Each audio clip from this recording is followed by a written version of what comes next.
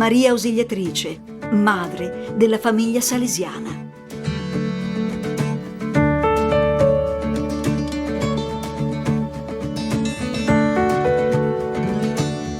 La maternità corporale conferisce a Maria un'illimitata maternità spirituale.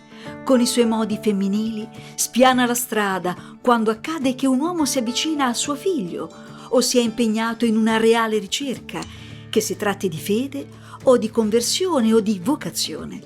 Il suo intervento passa quasi inosservato, svolgendosi nelle modalità che sono proprie di una madre, ma che risultano comunque oltremodo efficaci. Don Bosco non aveva dubbi sull'amore premuroso e smisurato di Maria, un amore che abbraccia le singole anime e la Chiesa intera.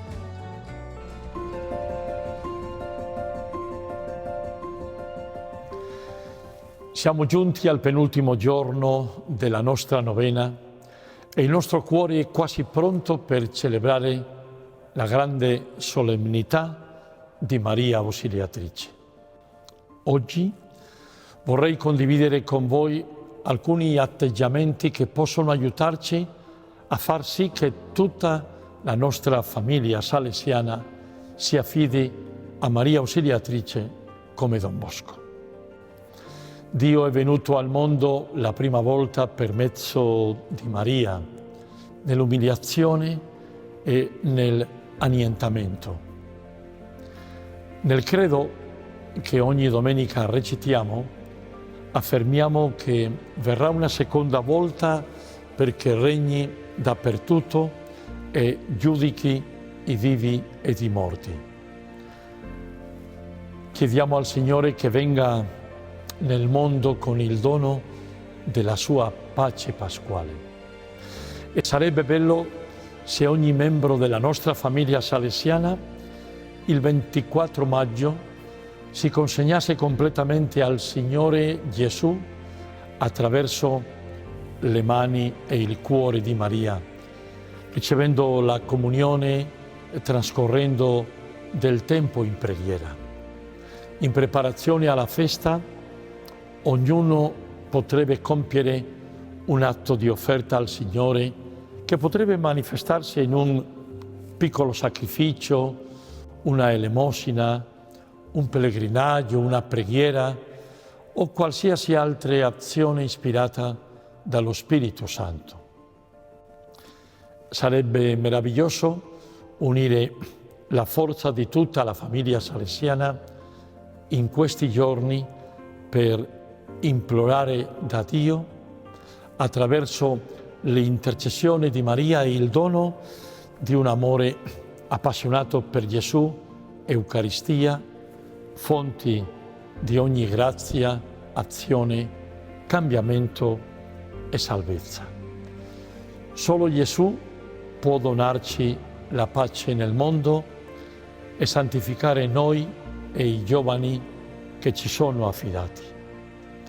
Chiediamo insieme di prendere maggiore consapevolezza della reale presenza di Gesù in noi consacrati, educatori e ogni membro della famiglia salesiana, perché solo Lui può veramente parlare alla nostra vita e trasformarla. Che questi giorni di preparazione alla festa ci avvicinino sempre di più al cuore di Gesù attraverso Maria Ausiliatrice, nostra Madre e Guida.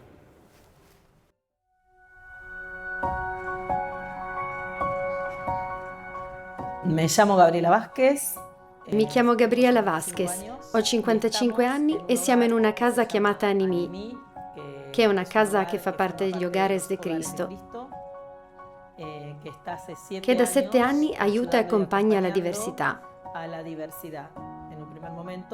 All'inizio abbiamo capito la diversità solo dal punto di vista sessuale e abbiamo cominciato ad accompagnare con forza la popolazione trans, le donne trans fuori dalla strada, dalla prostituzione, dal consumo, aiutare chi ha malattie e poi abbiamo cominciato ad accogliere le mamme, Abbiamo cominciato ad accogliere persone con disabilità, persone con malattie terminali.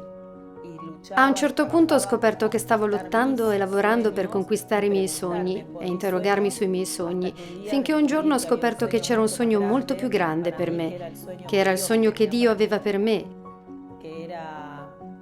ovvero quello di servirlo, per lodarlo.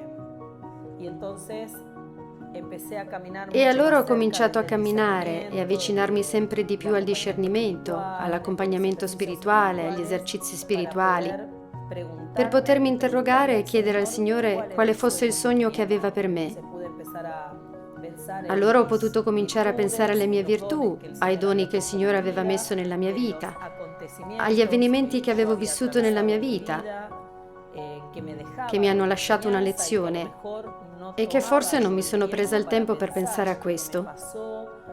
Cosa mi è successo? Cosa mi ha fatto crescere? Cosa mi ha fatto migliorare e stare bene? Per poi lasciare la suspense della domanda: eccomi, Signore, cosa vuoi che faccia? Il mio cuore è disponibile ed è una preghiera che recitavo ogni giorno, la preghiera di disponibilità. Ebbene, e poi quando ho cominciato a permettermi di essere docile alla volontà di Dio, è come se questi sogni si stessero realizzando. E mi sto rendendo conto che permetto anche agli altri di scoprire i sogni più profondi, che sono i sogni che Dio sogna per loro. Le ragazze trans di oggi sarebbero le leprose del tempo di Gesù. Sarebbero la donna adultera. Sarebbero quelle cieche dalla nascita. Le donne trans per strada vengono derise, disprezzate. A volte vengono trattate come maschi anche in ospedale. Ebbene, è lì che lo Spirito mi ha portato ed è lì che oggi offro questo servizio. E scopro che questo sogno che stava accadendo in me è un sogno più grande, è il sogno di Dio. Ebbene, i due motti che ha la casa o le premesse di Cristo sono accogliere la vita così come viene e accompagnarla corpo a corpo. La cosa più bella che mi ha dato la casa è che mi ha accolto. Non questa, ma la casa di Cristo, prima che questa si formasse. Perché qui sto curando anche le mie ferite. Sto crescendo umanamente e cristianamente. E ciò che mi dà e mi aiuta a far risuonare questo suono nei cuori degli altri. La maggior parte delle ragazze ha incontrato Dio o per strada nei momenti più difficili della loro vita, nella solitudine, quando avevano fame o nel letto d'ospedale, quando il sacerdote stava per dare loro l'unzione perché stavano morendo. E così tornarono a casa. E quando hanno cominciato a vedere che un loro amico sacerdote veniva a casa per celebrare la messa o facevamo qualche discorso spirituale, hanno cominciato a trasmettermi questo sogno. E poi abbiamo organizzato una catechesi e organizzato la loro prima comunione. È stato molto scioccante per me il modo in cui hanno vissuto il sacramento della riconciliazione. Cos'è il catechismo scolastico? Ti insegnano che a volte sembra il sacramento che traumatizza di più. Le ragazze, le più fragili, le più umili, le più semplici, quelle che più riconoscono il loro peccato, con quale devozione, con quale semplicità gli hanno aperto il loro cuore nel sacramento. Pentite con l'intenzione di cambiare, con uno scopo per emendamento, con lo scopo di cambiare. Quindi c'è stata anche una rivalutazione di molti concetti teorici che avevo e che venivano inondati dalla vita stessa.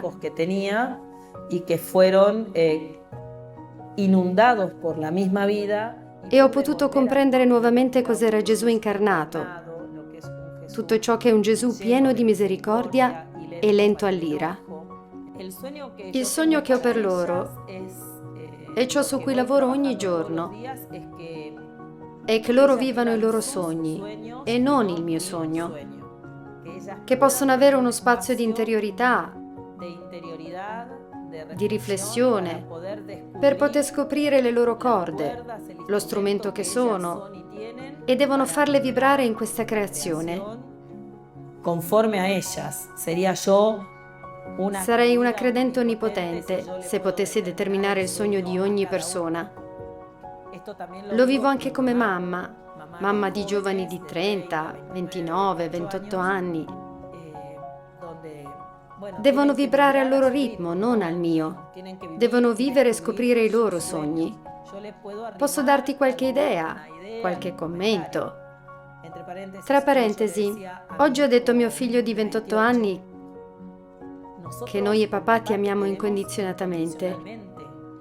Saremo lì per te, ti faremo strada, ma sappi sempre che siamo qui.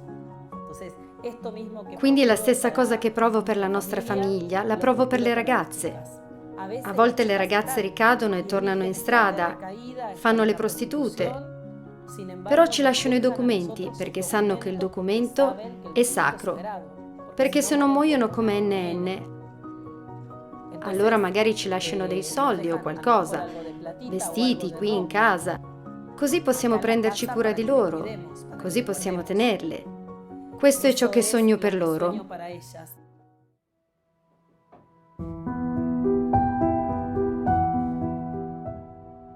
Vergine Maria, donna premurosa e dal cuore misericordioso, contemplando la tua bellezza naturale, confortati dalla tua presenza di madre, noi, membri della famiglia salesiana, desideriamo consegnarci interamente a te.